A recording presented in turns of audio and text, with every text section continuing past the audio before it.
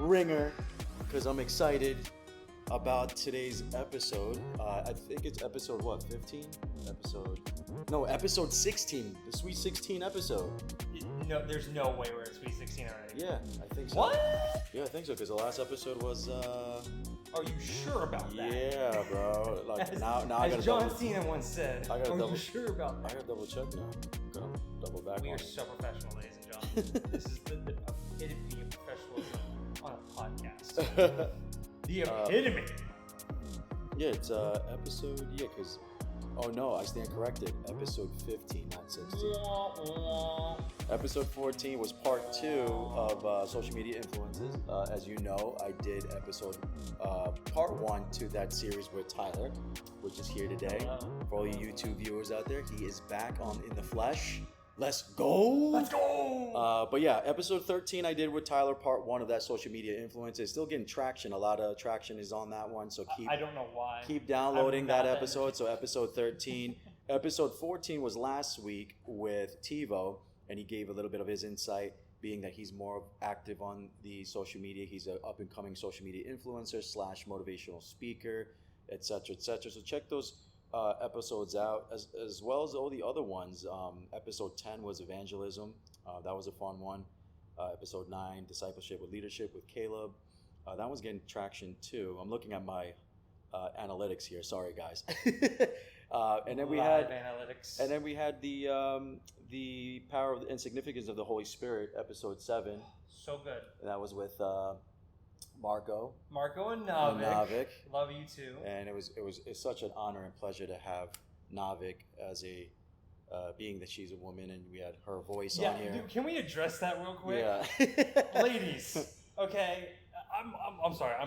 We're getting way ahead of ourselves. I know we are. Let's do the introduction intro of what we're doing. What we're doing today. I'll address that issue. Well, what we're doing today, we're going to go over some questions because as we've been kind of building up to this the last couple weeks, when Tyler was on here, we were saying, hey, let's get more engagement with you guys. Engage with us through the Instagram page. Give us suggestions, a quote-unquote suggestion box, if you will, on this Instagram. I've also put on prayer requests on there. Those have been coming in as well, which we do appreciate. And we do pray over. And we do pray over. I pray over that. And it's been good. We've been getting a lot of questions, so we kind of want to utilize this episode and this time to answer some of these questions. We're going to go over some honorable mentions first because I just figured. So wait, weren't we going to call this like random talks or something? We're going to just call this like. Why don't we call it like, I don't know, like question bag or something? Like. Yeah, just a bag of questions that we're going to answer. Let's call it bag of questions. A bag of questions because it was definitely a bag of questions because I shared it with Tyler and he texted me back and he was like, "Wow, these questions are good. These questions are legit." I cannot deny. I'm not saying anyone who listens to a podcast has any sort of level of intelligence, but I will simply say. I was very impressed. And we're definitely going to get to that. But before we do that, let's just go over some housekeeping. Just big shout outs to you Kingdom builders out there that I keep donating. That's right. I'm looking at you. A lot to me. AKA, look at the YouTube. So real quick, I'm going to just shout you guys out. There's only 3 people. A total of 3 people that donated this week, which is fine. Completely fine. No big deal. We're not going to judge ourselves. All right, so we're going to thank David, whoever you are. David. Thank you, David, for your donations. We're also going to thank Jacqueline, but she spells it with a K, so I hope that's how I'm pronouncing it. Jacqueline, thank you for your donations. And last but not least, James. Thank you for your donations, guys. For those that are led to donate on the Cashapp, that's Kingdom Talks, one word on the Cashapp. I'm probably going to put it on the screen on the YouTube world. I'm going to put that on the screen for you guys. Our Instagram page is kingdomtalks_pod, POD. And basically that's where you guys could get the main engagement is through the Instagram podcast and through our website, www.kingdomtalkspodcast.com. Check out the links. We have the links set up for you guys to click on whatever platform you guys want to utilize to hear our show. So you'll check it out. You could also subscribe to the newsletter, and that's another way where you can ask questions, make suggestions.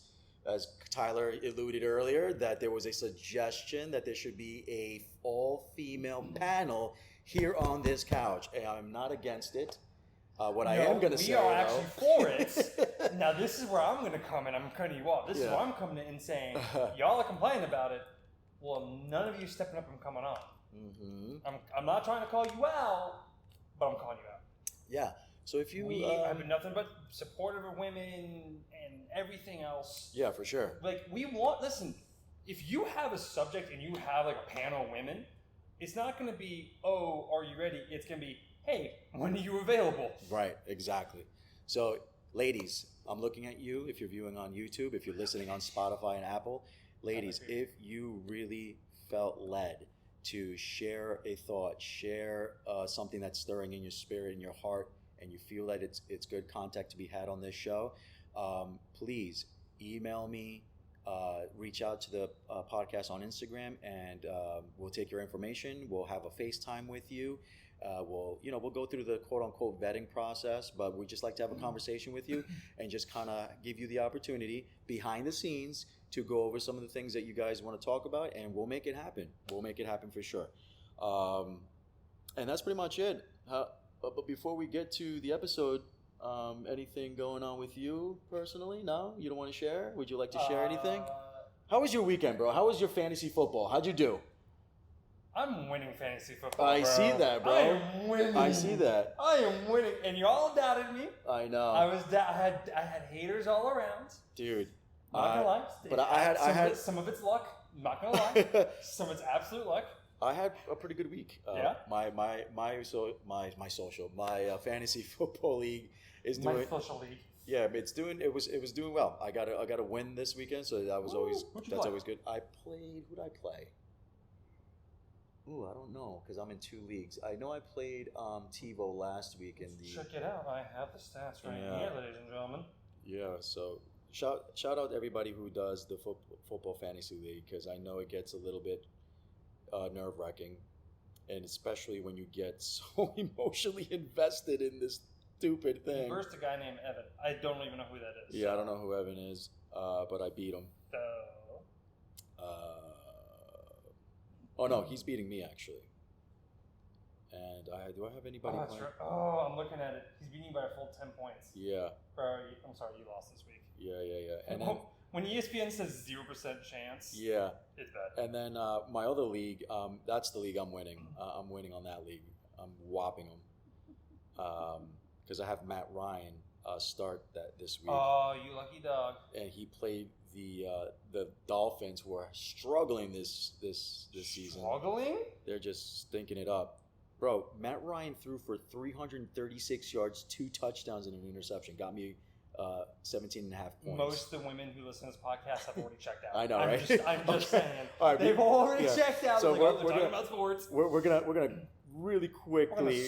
We're gonna just go back to turn right back in. But yeah, let's start. Okay, let's start. Episode 15, not 16. Bag of questions. So we're gonna go with the honorable mentions, because these are the ones that I really didn't want to share with you guys. But I'm gonna be nice, and I'll just share the honorable mentions real quick. We'll spend like 30 seconds on these. Will you be doing question polls? That's very vague. I don't know if you guys meant on the show or on Instagram, because the answer is just yes. All right, next. Yeah, because I think this is fast round. Let's go. On Instagram, yes. On Instagram, yes. On the show, maybe. Okay, next question. Honorable mention. Would you consider reviewing notable Netflix series or movies? No, that's absolutely not. Waste of time. Yeah. Sorry, there are way more important things to talk about. Yeah, and if you guys are really looking for that, this podcast is not for you then. Sorry, guys. And then last but not least, will you be doing any interviews? That's been something I kind of wanted to stray away from personally. I didn't want to have this podcast turn into an interview show. But when I have like a Pastor Sean of the Worlds or my therapist Alex, it's going to look a little bit like an interview, because I'm going to be asking them a lot of questions, especially Alex. So yes, but also no. Okay, so now to the... Because remember, these aren't interviews. They're They're conversations. Exactly. Hey, what a concept. Yep. So thank you guys for sharing those questions, and now you guys can't say that I didn't share them with the audience. But now let's get to the meat and potatoes of these questions. And I'm hungry, so let's do this. Yeah, and as Tyler mentioned earlier, these questions were very, very good. I don't even know. I'm excited for these questions, bro. I don't even know where to start. This is where I thrive. Random questions, just don't know where it's gonna go. Sorry, that's a little evil, but we had a little technical malfunction here. I think we're back online. Yes, we are. Hello. Mic check 1 2 1 2. One of your ears may went out for a yeah, second. but it's all You're not going crazy. good. It's just hobby screwing up. Yeah, I'm just screwing everything up. But we're gonna start with one that kind of was out there.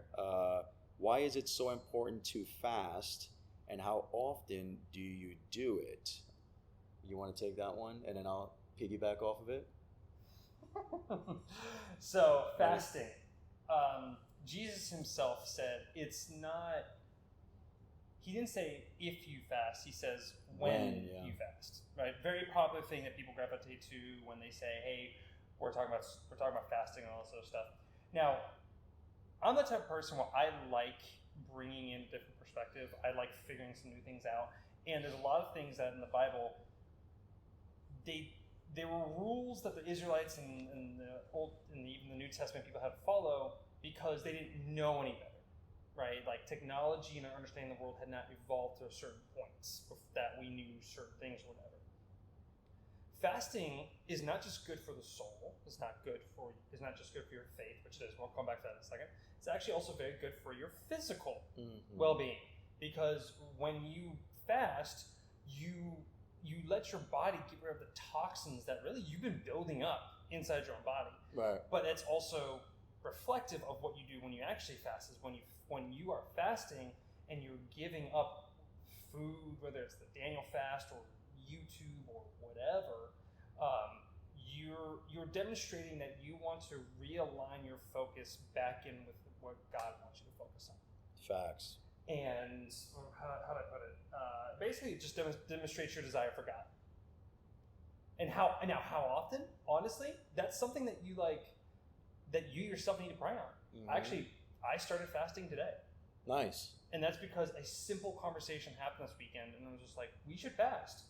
Okay, let's fast. Yeah. And of course, there's a lot of churches that do at the New Year or right before certain big, like Easter is a big one, which is great. I'm not saying that's bad. You shouldn't just limit yourself to one time a year fasting. Yeah. You should fast multiple times, and really when you feel prompted, because a lot of times God's trying to tell you something. He's saying, hey, I want you to draw closer to me, and I want you to, like you hunger for food, I want you to hunger for my word. I want you to hunger for my spirit, what I see and how I'm seeing it. Plus, you know what? Like you could learn one thing from fasting, and it'll make however long it is worth it. Absolutely. And just to piggyback off of that, the often, because that was kind of like a two-part question. How often? And again, it's basically to your discretion. Like how often you're going to do it is how often you want to do it. And something that Tyler had just mentioned is you got to pray about it. Sometimes it's a conversation starter when you're dealing with something and you're sharing your heart with that. And don't boast about it. I'm sorry, I'm going to interject. Don't boast about it. That's something you shouldn't do. Yeah. It's not boasting, but if someone asks, then you say, hey, I'm fasting, right. And then you can share. Look at me, I'm fasting. Yeah, the Pharisees and Sadducees did that. Don't do that. Yeah, don't do that. Don't put it on your Instagram and start posting about it like, look at me, I'm fasting kind of thing. But I mean, hey, if you want to say, hey, I'm getting off for if you want to announce it, and then that's cool, awesome. But if you're behind the scenes and you're really confiding in someone that you trust, and that conversation came about, and they mentioned, hey, or they would suggest to fast, then that's something that you would have to make a decision on. Like if that person who is your confidant or whomever that may be suggests something, maybe that's God letting you know, hey, you're going through some turbulent times in your life. It's time for you to realign yourself with my heart. You should fast. What to fast is something that's something that yourself, and a lot of times when I get asked like hey, what should I fast? What would you do? And I'm like, honestly, something that just takes up a lot of time for you that you know you just give a lot of time to, that you feel like maybe you shouldn't give a lot of time to. And I gave up YouTube not too long ago for 21 days. I didn't watch YouTube because I was spending so much time on YouTube. Right. And guess what? Like, I don't watch YouTube. Like, I still like watch YouTube videos or whatever. But like, I don't spend hours on it going through videos. Yeah. And I don't want to dig on the people who give up social media. I'm not digging on people, but I'm just old school when it comes to fasting. No one sees it, but I'm dancing. And fasting to me is giving up something that is physical. So I'm going to give up eating a certain food or eating meat or doing as Tyler. Daniel fast is very hard. Yeah, the Daniel fast. Daniel fast is very hard. So my mentor does the old school fasting where he doesn't eat at all but drinks water. I don't know how he does it. God bless you, bro. But that's the strength of the Lord right there. Yeah, the strength of the Lord. And he's an OG, so he's worked his way up there to even do that, because again, that's something that you would have to probably talk to your doctor if you have some medical issue and your blood sugars are what they are and you need food. Then I would suggest to consult with your doctor. We're not telling you to starve yourself, so don't take it as us recommending you to starve yourself and just drink water throughout days on end and stuff like that. But I'm more so the physical is so much correlated with the spiritual. So if I'm going to fast and I'm feeling hungry while I'm fasting, that prompts me to pause to whatever I'm doing, say a quick prayer, pray, take some time out to pray. That's how I do my fasting, because the spiritual is, to me, ignited more so when you're fasting in that manner, because the physical and the spiritual are so correlated with one another. That's just how I fast. But if you guys are one of those that want to fast other things because you don't want to feel hungry, I totally get it, and I'm not judging you. Judge me all you want, bro. But I love my food. But I people do like their food. But anyway, so that was question number 1. Nope, that was good. And by the way, awesome question. Whoever suggested it, I didn't attach names. Hey, I don't know who it is, but there is one question I want to know who asked. We'll get there later. Yeah, we'll get there later. And so, spoiler alert, I forgot to take the names when I was copying and pasting them. Sorry, guys, I don't know. But thank you for that question, person. Love you. That probably sounds weird in your ear. I am so sorry. All right, next question is, can full-time ministry become part-time? And this is another two-parter. You guys are full of two-parters. So can full-time ministry become part-time? And then the second part of that question is, how do you know when the time is right? Can I take this one? Yeah, go ahead, bro. I know you've dabbled in ministry most of your life. So, well, it's not even just that. It's, you all have to remember, I also have a degree in it. Yeah. Many people associate ministry as just someone who works in the church world. And that's just not true. Mm-hmm. Ministry is our lives. We can minister with our own lives. That's a fact. We don't need a position or a title or this or that when it comes to any of it. Like full-time ministry, if you're a Christian, you're in full-time ministry. I'm sorry. If you're a Christian, you're in full-time ministry. Mm-hmm.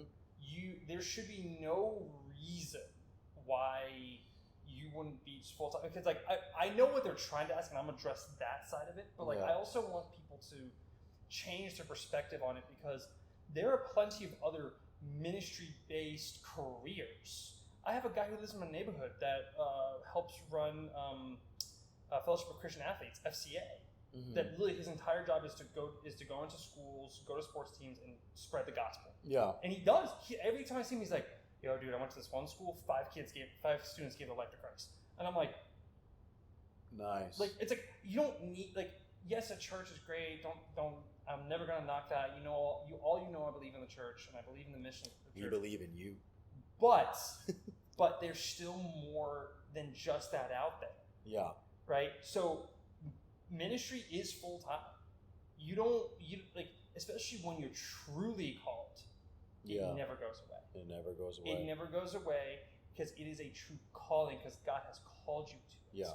But again, if you are a Christian, right? You can be called to a number of things, which I'm going to relate back to later to another question we're going to be coming up with.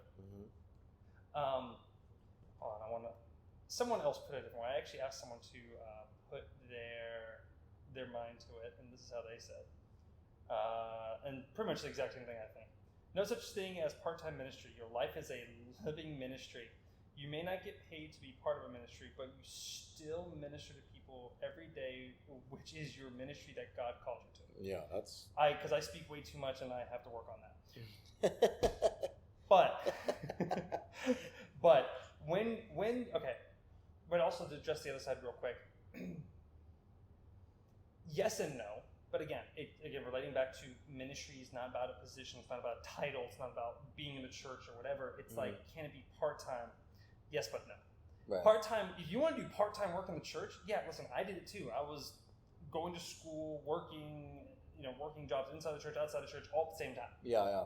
All at the same time. So is it possible? Yes. But again, remember, you are still living your life as a ministry. Yeah. You're not just, hey, I have a title, pastor or coordinator or whatever you have. So in the context of what I know the person's asking, yes, but remember, it's not about that. What was the second part of the question? The second part of that, how do you know when the time is right? To get in or get out? To get in. Because both actually are very, very, probably great conversations, but how do you know when to get in? I mean, here's the thing. I'm related back to the first question. Fast, ask God, pray. Yeah. Because a lot of people make it, because I think even Caleb at some point talked about it. People make the mistake of like, oh, I'm called to be in the church and I want to, it's like, that's all great and all, but like, I once heard a pastor say this and I hated when he said it. He said, if you can do any other job of ministry, you can do any, and I to my bones, there's something that in me that just like wants to just like scream and be like, you're wrong. But here's the thing, he's not far from the truth. Right. Because it's ministry is not in any way, shape, or form easy. You can get burned out. You have all these things, but like you need to just rely on Christ consistently. Every single day, die to Him. Like take off the cloak of yourself and literally just don the armor of God every single day. Like every day renewal. Breathe, but also be wise. Yeah. Time off. Yeah. Sabbath. Sabbaticals, like these are important things as well. Yeah. But I think a lot of people in ministry also miss because like, oh, we're so busy. It's like, but you can never be too busy to minister to yourself first. Right, and that's a whole fact because again, that's how people get burnt out. That's how people. And that's kind of how I got burnt out. And you get, unfortunately, it's self-affliction that we don't realize that it's self-affliction until it's too late, until you're burnt out, until you're literally depleted, and you can't go and pour into anyone or anything because you were so empty. So yeah, that's a great question. Sorry I didn't take the names again, but great question. All right, but thank you for that question. He or she is a it's a gem. You're a gem. Whoever you are a gem. Next question. This is another good one, and this is actually this is probably one that we're obviously going to spend time on this, but go back to our leadership and discipleship episode on the podcast, and you'll love that episode if you're asking this question. If you're asking this question, go back to that episode. But we're going to go and talk about it for a couple minutes. What defines a true leader? What defines a true leader? Again, this isn't just me rubbing in people's faces. I have an actual degree in ministerial leadership. I have a major in ministerial leadership and a minor in pastoral. Round of applause for that man for getting that degree.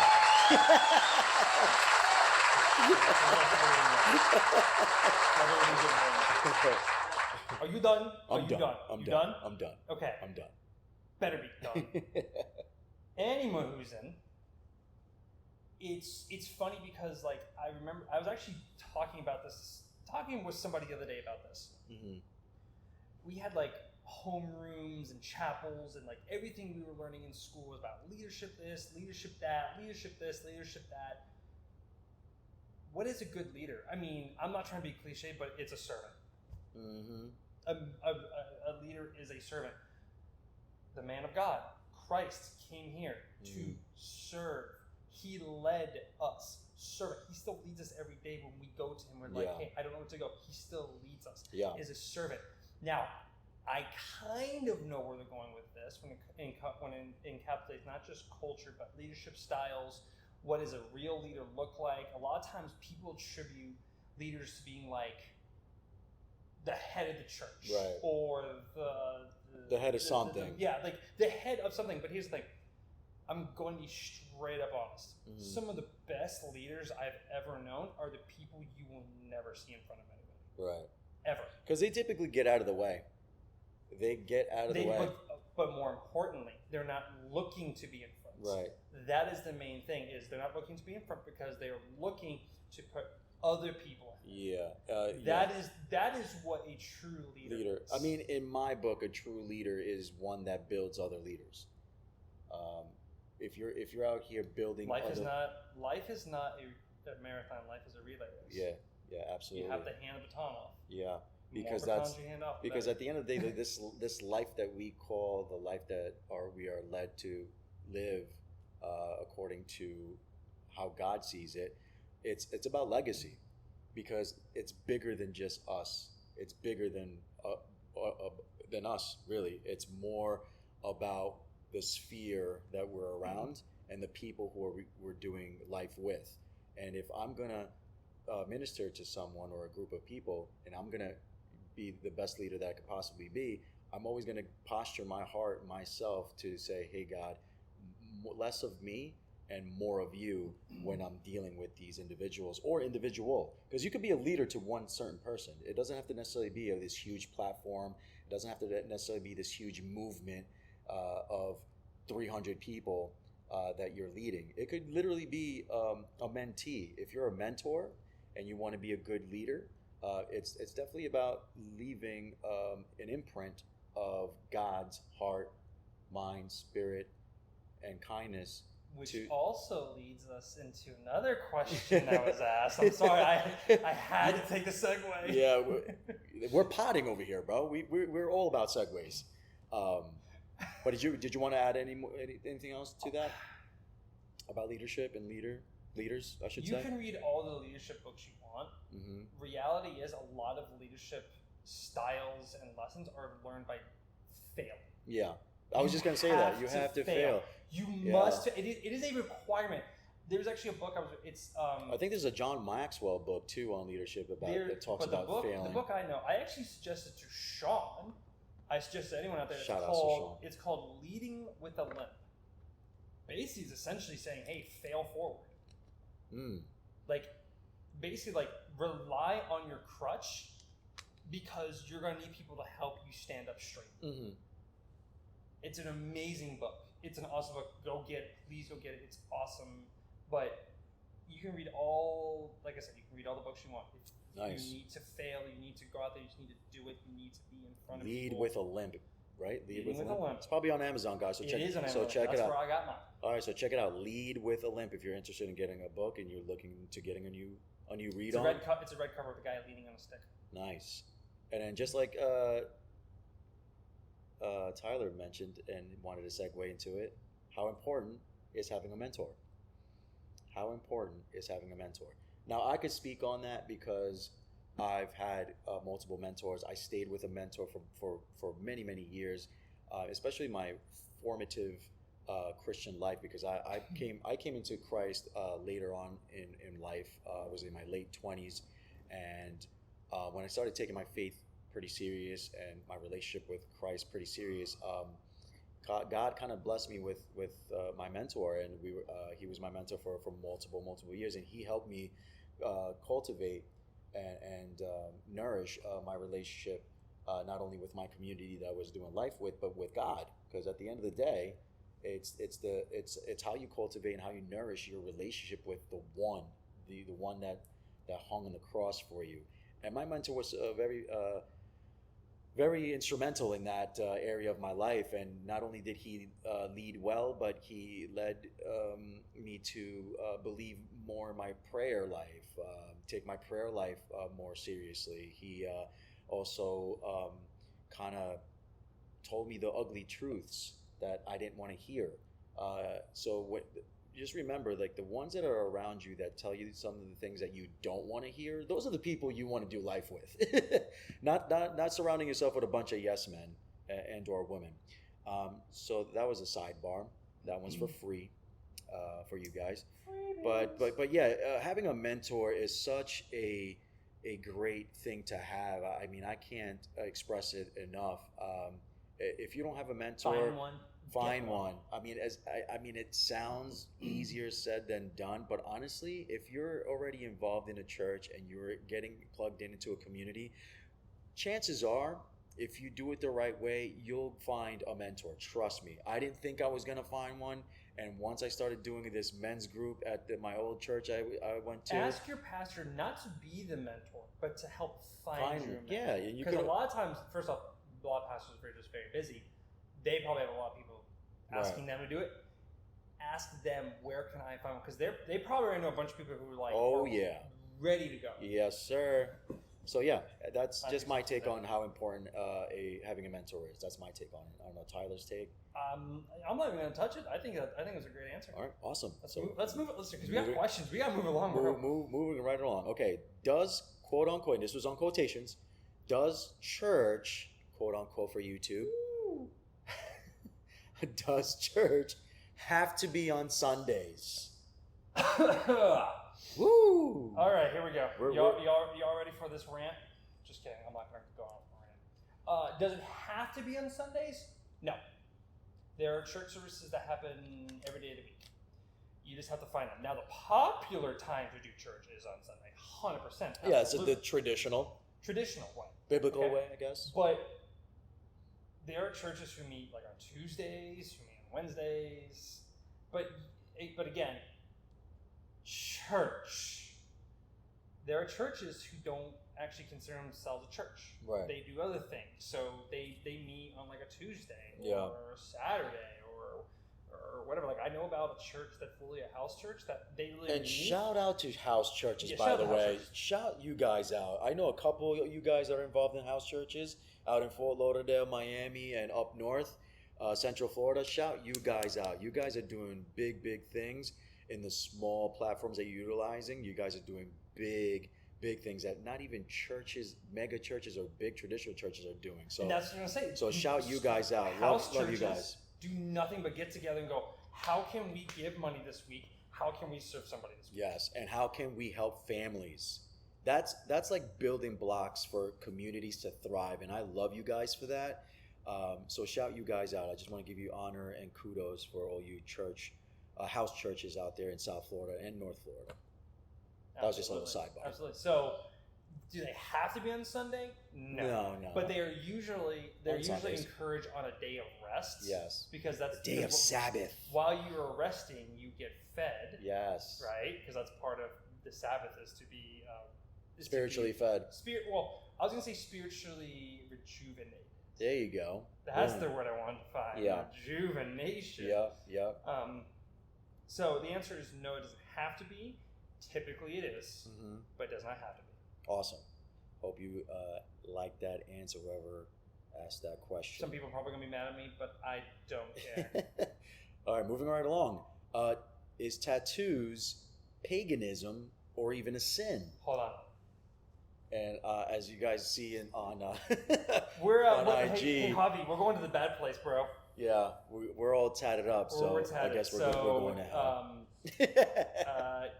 We're pagans. Sorry, we don't have to spoil anything, but we're actually worshippers of the evil one.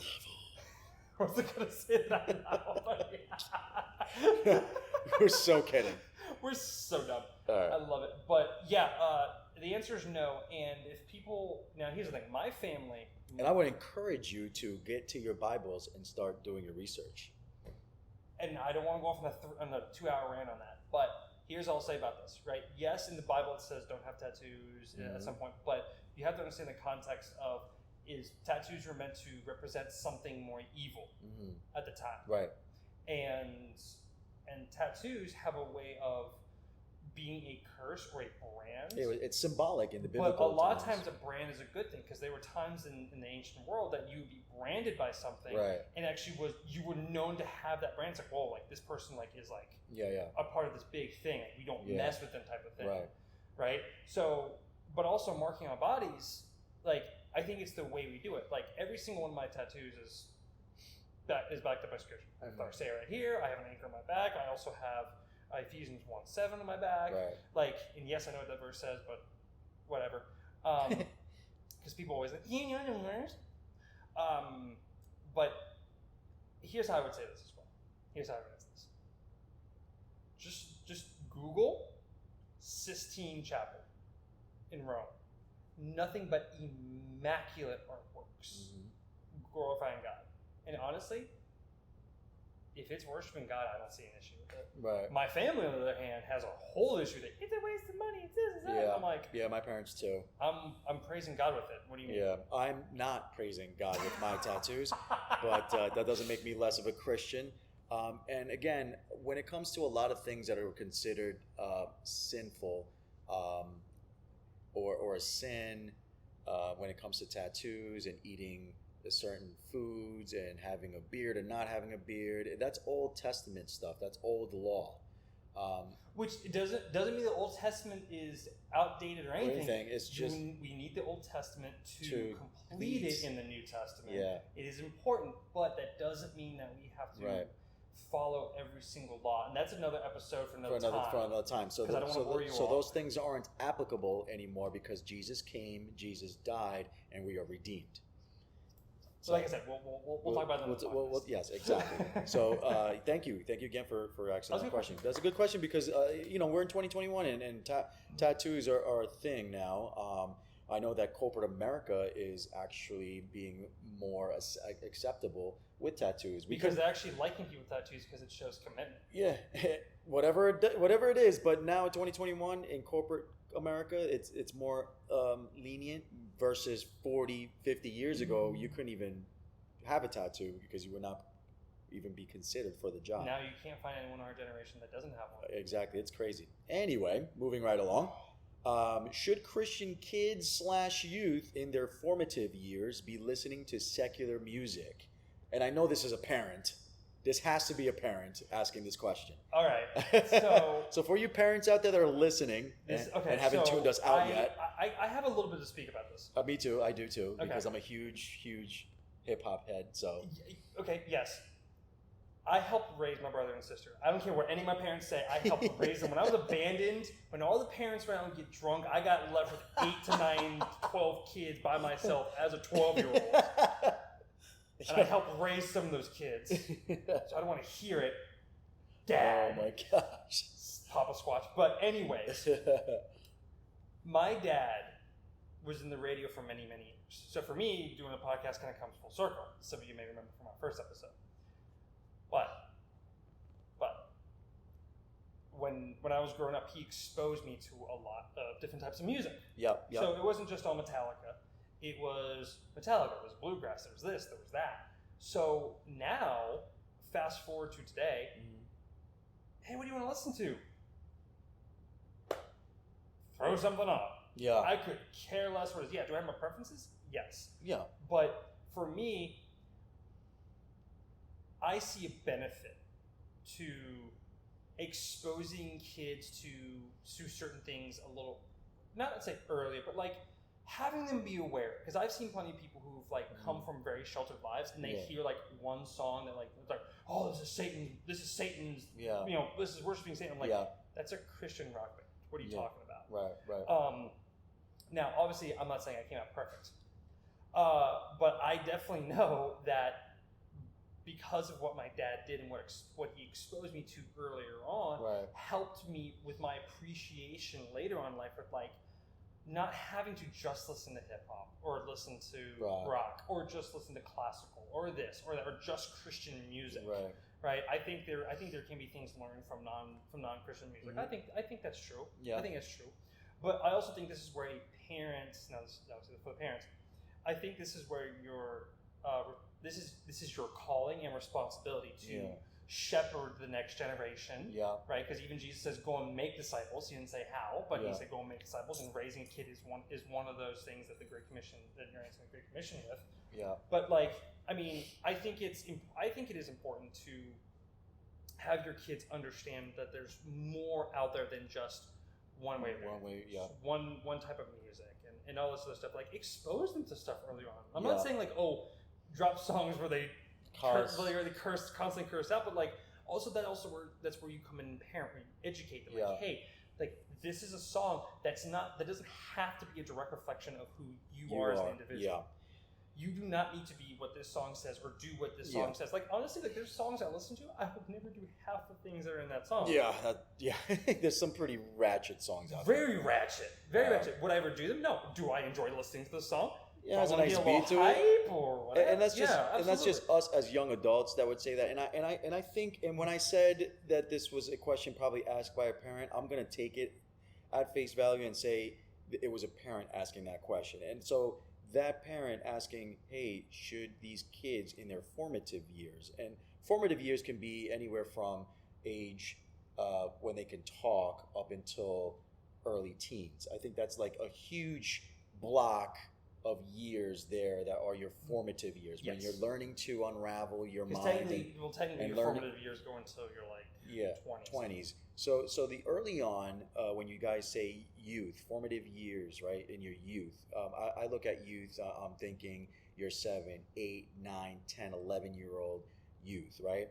I could understand, if I'm putting my parent hat on, I could understand that I won't condone having a 7-year-old listening to Rick Ross talking about strippers, drugs, and shootings, because a 7-year-old's mind is very impressionable and they might get the wrong idea. I completely understand that. But just like Tyler said, on the other side of that coin, we don't want to shelter them too much, because then sooner or later they're going to listen to it. We live in a world of hip hop. We live in a world of rock. We live in a world of secular music, and sooner or later your kid, unfortunately or fortunately, is going to listen to these things. So it's better to listen to them under your watch, so that way you can have that conversation and say, hey, the stuff that you listen that from XYZ artist is really more of a artsy, more of a Hollywood make-believe thing. It's not reality. Yeah. I think no, this can be the last thing, then we're going to move on. Yeah, then we're going to move on, yep. Allison and Mike are doing a great job raising their adoptive son. Oh, yeah, shouts out to Mike. She was telling me the other day Shouts to Kay. I call him Kay. I love him. He's so much fun. He had that wedding, dude, that he went crazy. Anyways, crazy. But he, Allison was telling me a story how, they were, listening to music, and it's Mom, play some music. She goes, okay. She throws on Baby Shark. But the song before was a rap song. Yeah. It wasn't. I'm not trying to get her in trouble. It wasn't the most Christian songs, but it also wasn't bad. Right. You know what I mean? I don't remember who the artist was, but I remember her telling me the song, and I'm like, oh, that's not a bad song at all. Yeah. It's not that bad. There are some pretty bad songs that There's some very bad songs, which he's already listened to. Yeah, I wouldn't let my 6-year-old. But now she is taking the responsibility and the calling of a parent and exposing him to more and helping guide him and understand that, hey, the songs that you were listening to before are not a reality, like you said. Cool. All right, next question. Let's go. So, parent, shout you out, parent. We got to keep moving. All right. So, is it mandatory to get baptized? Yes. Next question. All right. But I think what they meant was. I literally said I was going to do that too. Yeah, I know. I was waiting. I was bracing myself. But is it mandatory? That's a nice selected word that they use. Is it mandatory? Are you obligated to get baptized? That's something that... Like I said, the answer is yes. The reason, because Christ charged us to get baptized. Right. Because remember, he didn't just come here and say, hey, do this, and left. He came and lived and served and demonstrated. And he himself got baptized. Thank you. Let's go. It's like we knew or something. I know. But it's so important to get baptized, because remember, I'm not to be churchy for 2 seconds, but it's an outward expression of an inward transformation. Yeah. So you're being public with your faith. in Acts, there's a eunuch that literally like is reading the word and gets happened on by one of the disciples, and the disciple ministers to him, and then he goes, "Oh, well, how can I get baptized?" Yeah. Because they knew baptism was so important, and literally like they literally stopped the carriage, and there was like a puddle, Right. and the guy got baptized. So I'm like, yeah, so yes, it is quote unquote mandatory. Get baptized. Get If you baptized. truly accepted Christ into your life, baptism is literally the next step. Yeah, for sure. You're welcome. Thank you for that question. All right, next question. How old is, this is probably another parent. How old is it too young to be dating? Again, this is parents. I think it's parents' prerogative. Yeah. I know like a lot of fathers and a lot of moms of like daughters are like, they can't date till they're 45. Like Right. I heard my uncle say that about my cousin so many times. Which is true. She better not look at a boy until she's 40. But I will say this.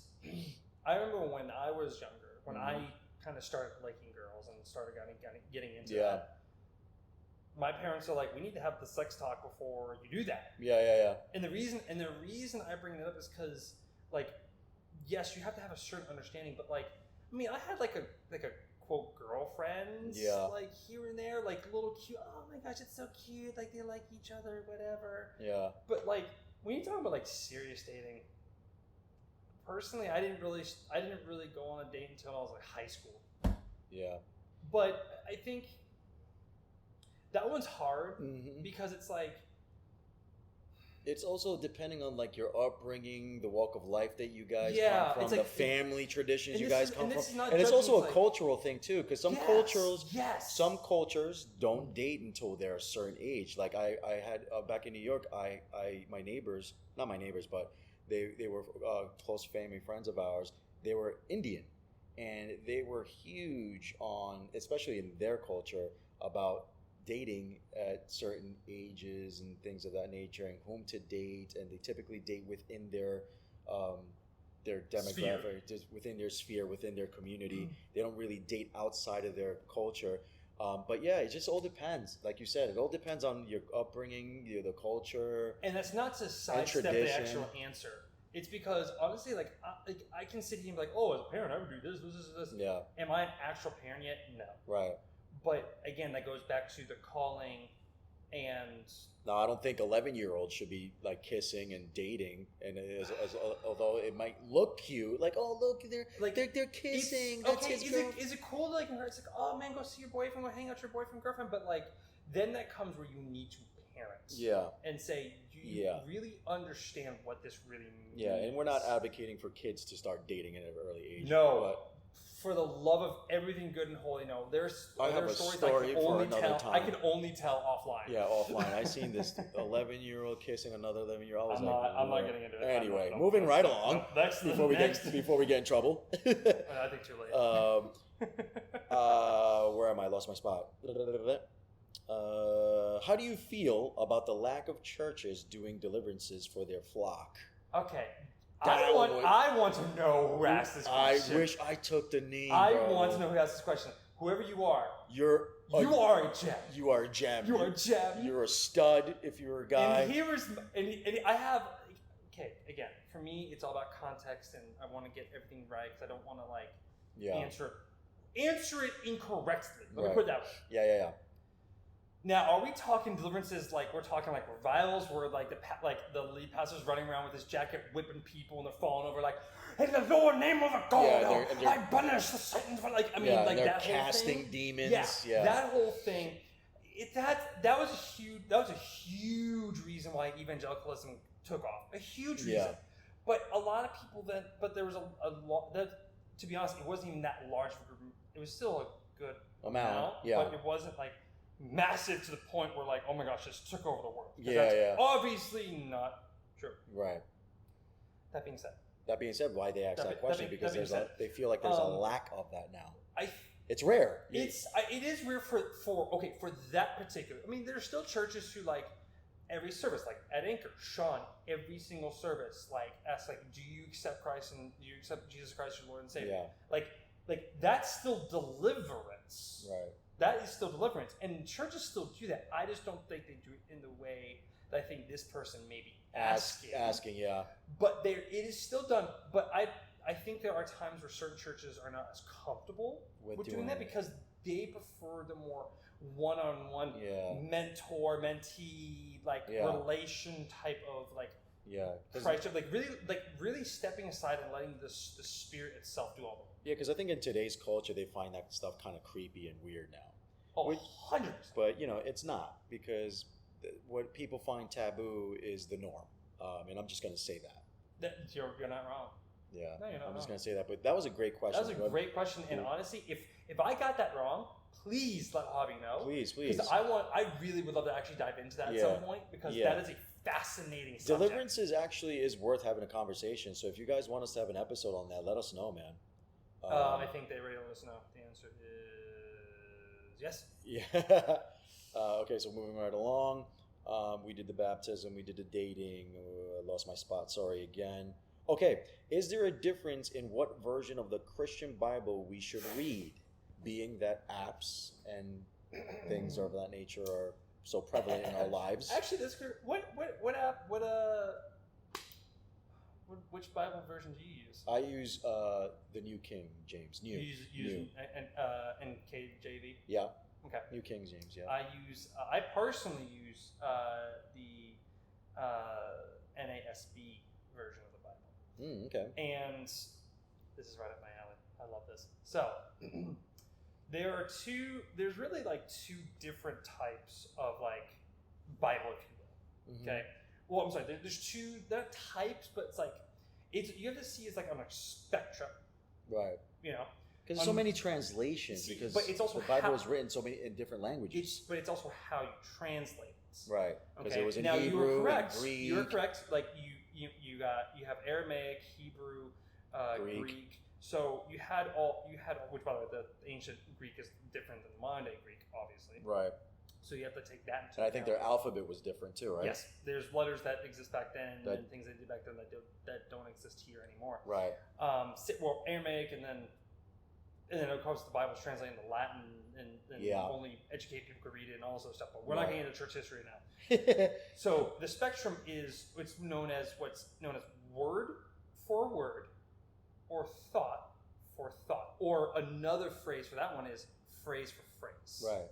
Now, if anyone's using the view to think as Javi over there being the phrase for phrase, and me over here being the word for word. The most popular version of the Bible that at least we find in North America is the New International Version. That's kind of in the middle. Right in the middle, yeah. It's honestly probably the most middle you could possibly get. Yeah, next to the probably NLT or the NIV, right? So it's actually NLT is a little more thought for thought, and then way past that is the Message version. So if you have the Message version, you're not even on the spectrum. It's its own. You're so far thought for thought. It's a whole thing. Anyways, but if you're doing deep Bible study, that's not the version you want to be reading. It's beautiful. Don't get me wrong. Yeah. Well done, whoever translated into modern language. But I personally feel you lose a lot. But anyways. Now, my version is kind of where I'm sitting. Not fully word for word, but it's close enough. Closer, yeah. But the reason I like the NASB is because it's more word for word, but they write in words, so they have different scripts, where it's the normal script is just what everything's being said. But then obviously Jesus' letters are in red. Yeah. But then in italics are words that are only put in for the English to be more understood. Yeah. And then in the New Testament, if it's quoting the Old Testament, it capitalizes the whole phrase. So then you know when the biblical writer is talking or quoting the Old Testament. Yeah. So for me, it makes it easier for me to understand. It's not just all kind of where's this from? Going through and it's just all just one thing. It's oh, that's right. Paul's actually quoting the Old Testament. Yeah. So that's why I think it's better for a Bible study guide too, right? It depends. It depends. You can go back and forth, and that's why it's I encourage you, if you do your research. For those who are kind of do your research. There are things that the New King James version, which personally I do not support. Not support, but there are things said in the King James version that's not actually in most other versions. But that's a different topic for another conversation. And yes, I said that right. But if you really want to do research, really research into it, like find out why certain things are, find out what you like do the research, because it's important. Because if it's a phrase for phrase, you have to understand that like that's why like if different people have different Bibles, like why does that say this and why does it say this? Well, is it phrase for phrase or word for word, or where is it on the spectrum? You have to ask these questions because they're so important for your understanding. But then also when you have Bible studies, normally theologians lean more towards word for word, just because it's more of a direct translation. But then now we're going to get into topics of inerrancy and infallibility, which we're not going to talk about today. But you really just need to find a version that works for you. If the message works for you, great. If you want to follow my footsteps, do NASB. Now, when I do real Bible study, when I get ready for like sermons and stuff like that, I use NASB. Well, I just use NASB all the time, but like. And then which one's like your secondary? Because I have a secondary too. Like I use New King James. It's a tie between ASV and. Because I use ASV too. ASV and what was the other one? I used to when I was a newbie. I used to do the NIV. Well, I mean, I was raised in NIV, and I just get annoyed by it now. Personally, I'm not saying it's a bad or it's just the language. When I heard it all the time, I was like, the language, I'm hitting the mic with my head. Like, I mean, it's just I want to just bash my head through a wall. But for those that are that asked, just kind of do what works for you. That's like the best answer that we could come up with. So I hope that we were able to answer that. And moving right along. Okay, differences between the version of the Christian Bible, blah blah blah. Okay, we're actually down to the last two, Tyler. Oh boy. Would you consider collaborating with other Christian social media influencers? No, we hate them all. Of course, that's a you question. I guess this was more towards me. I'm actually working on collaborating with other people. Tell them. With podcasts that have their own podcast shows. I did tease because I'm doing a series on social media influences, part 1 with Tyler, so go check that episode out. Part 2 with TiVo, so check that episode out. And then part 3 that wraps up that series is with a female influencer. Huge female influencer. I'm not going to say who it is, but she's huge on TikTok. She has a huge following on Instagram, and she's actually doing it the right way. She's not doing the most. She's not out there twerking to get followers and likes. She's actually doing it the right way. I have no idea who you're talking about. But she's awesome, and I actually was telling Tyler offline that I had a FaceTime conference with her. We took notes, we took bullet points, and we had a great conversation. And she is looking forward to blessing this couch. November the 8th is where we're going to have that episode. So stay tuned. It's coming soon. So yes, to answer that question, I do look into doing collaborations with other quote-unquote influencers. Are you ready for the last question? And the last question. Oh, only because we already touched on... I'm sorry. I don't know why I'm saying... I'm in a silly mood all of a sudden. And only because we touched on this in the beginning. When are we going to have an all-female panel on the show? We already kind of addressed that. We are looking for you ladies to be bold and be brave and shout us out and say, hey, we want to be on. So we're waiting. I mean, look, if you just want us to interview you the entire time, we'll be willing to do that. Like, just let us know. Yeah, let us know. And if it's not an all-female panel and you want to collaborate with us and you want to sit down on the couch with us, cool too. That's be cool like, too. I want to talk to Javi. Forget that Tyler dude. That's a freak. Because, hey, listen, if you guys want to give me a break, I could work the camera. And you guys can sit up here and talk. Actually, I haven't even talked to you about some of the ideas I have yet. And talk here. We'll talk. We're going to talk offline. We're going to talk offline. As soon as it's a nice little tease for the future. After the show, we're definitely going to talk. But yeah, so last but not least, how has the PC culture in today's society affected the church? Oh man, that's such a good question. That's an amazing question. In fact, here. So such a good question. It is such a good question. It's such a good question that We're gonna answer it on another episode. Yeah. We felt like, and me and Tyler were actually talking about that offline when we were prepping for recording this episode. I touched on it. I kind of was spitballing with Tyler about it, and Tyler was like, you know what? Let's not spend too much time on that. Let's not spend any time at that at all, and just really tease it, and actually dedicate a whole episode on PC culture, because it's such a big thing, man. It's become a thing, and I think the last decade, if you will, has been a thing.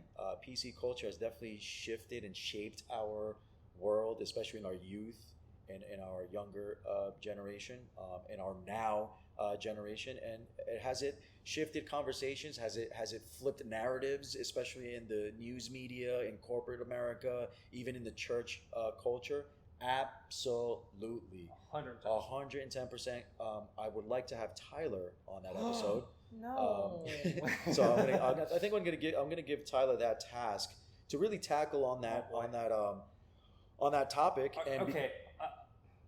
Just like when people ask me for my honest opinion, I'm gonna give you one chance. Yeah. Are you sure about that? Are you sure you really want to open up that can of worms? Yes, absolutely. This is what Kingdom Talks is all about. I think some of our listeners are currently rolling their eyes going, oh gosh, please, no! But great question, you person, whomever you were. Whomever you were, great question. You're probably fed up with the PC culture if you're asking that question. So yeah, we're going to go ahead and have that episode hopefully sooner than later. But yeah, man, that wraps up our bag of questions here at Kingdom Talks. Hold on. No, do you have a question? Do I have a question? Do you have a question? A question for you, audience? By the way, this is impromptu. I did not tell him I was doing this. My question, well, and it should be every episode when I wrap up. My question to you guys is, if you have any prayer requests, please continue to reach out to the podcast on the website, on the YouTube, on all platforms, on Instagram. You could DM our Instagram and just ask for prayer, because I definitely am active on Instagram. I have been receiving your prayer requests. So to those who had prayer requests, I did pray over those prayer requests. It was a couple, but I want to encourage you guys to continue to do that. Don't be ashamed. Don't be ashamed. Don't be afraid. Don't be ashamed. Don't be afraid. Yes. Don't listen to the lies enemy. Because I feel like I should be getting more if I'm going to be transparent. But I only got a couple. But either way, if it was one or two, I'm still praying over those two. If it was 200, so yeah, that's my question. If you have prayer, how can we pray for you today? Not fully what I meant, but that was a beautiful segue. That was a beautiful segue. Yeah. I think. Oh man, I think it's been a good episode. Yeah, I mean, bag of questions here at Kingdom Talks. Bag of question number one. Yeah, bag of question number one. Because we're gonna be doing this more. So if you have any more questions, yeah, I'm gonna even if we touched on a like just lightly touched on it. Yeah. Let us know. Yep. In fact, you know what? Hashtag it. When you send in, make sure you put the hashtag BOQ. Yeah, bag of questions. Hashtag BOQ, so he knows bag of questions. Yeah, for sure. Bag of questions. And bag of questions. And I'm going to continue putting on those polls. So when I post it on the Insta story, just make sure you guys engage and react to those Insta stories, so that way I know that you guys are engaging in those questions. And also, Hobby, next time save the names of the people. And I will save the names. I failed miserably to save those. Dang it, Javi! But yeah, so that's it. Thank you again, guys, for listening and tuning in. Thank you. Thank you for the questions. Yeah, thank you for the questions. They were awesome. Yeah, they were awesome. And I will do polls on Instagram. I know you guys like those polls. I think I'm going to do it more so on the Instagram platform than actually talking about it on the podcast. So I'm going to be doing polls. The Cashapp still available at Kingdom Talks. And that's it, man. Till next week. Same channel, same platforms. You already know what it is. Please share and comment, because it does help. Wait, do we know next week's topic, or is that a mystery? Next week's topic, tune in and you'll find out. But other than that, man, you guys are loved. You guys are more than conquerors. continue pressing in, You're leaning a royal in. priesthood. Yes, absolutely, guys. We love you. We appreciate you, and we're out. Peace. Love you guys. Bye.